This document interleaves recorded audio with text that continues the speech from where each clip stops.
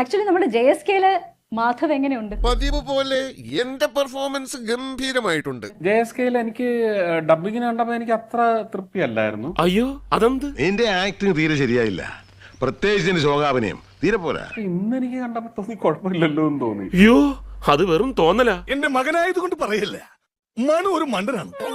സത്യം പറയുള്ളൂ. ഒറ്റ ഷോട്ട് മാത്രമേ ഉള്ളൂ, അവൻ കണ്ണ് വല്ലാണ്ട് എനിക്ക് തോന്നുന്നു ആദ്യം എടുത്തതാ.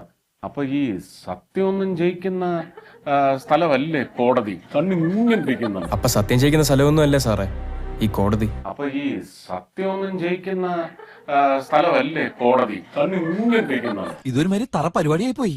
എന്റെ ജീവിതം കുട്ടിച്ചോറാക്കാനാണ് അച്ഛന്റെ ഉദ്ദേശം. സത്യം ജയിക്കുന്ന സ്ഥലമല്ലേ കോടതി. മാധവ് സുരേഷൻ ഡയലോഗ് ഡെലിവറിയാണ്. അവമാനിക്കരുത്, ഞാൻ നല്ലൊരു കുടുംബത്തിൽ പറഞ്ഞവനാണ്. നീ നല്ല കുടുംബത്തിൽ പറഞ്ഞു, ഞാൻ പിന്നെ മറ്റേ കുടുംബത്തിൽ പറഞ്ഞാണല്ലോ. സത്യം ജയിക്കുന്ന സ്ഥലമല്ലേ കോടതി, എന്തിനാട്ടാ കൊന്നിട്ട്. മനുഷ്യനെ താഴ്ത്തി കിട്ടുന്ന സ്വഭാവം പണ്ടേ നിന്റെ രക്തത്തിലുള്ളതാണ്. ഉള്ള കാര്യം തുറന്ന് പറയുന്ന ആരെയും പേടിക്കണ്ട.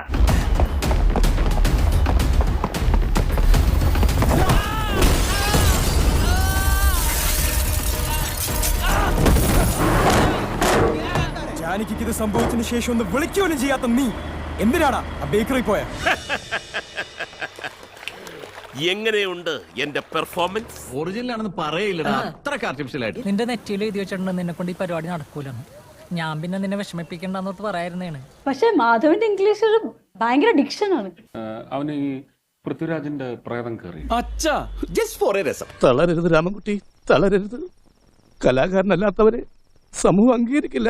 നീ സമാധാനിക്കും. എല്ലാവർക്കും സന്തോഷമായല്ലോ? എനിക്ക് സന്തോഷമായി. എല്ലാവർക്കും പിരിഞ്ഞു പോവാം.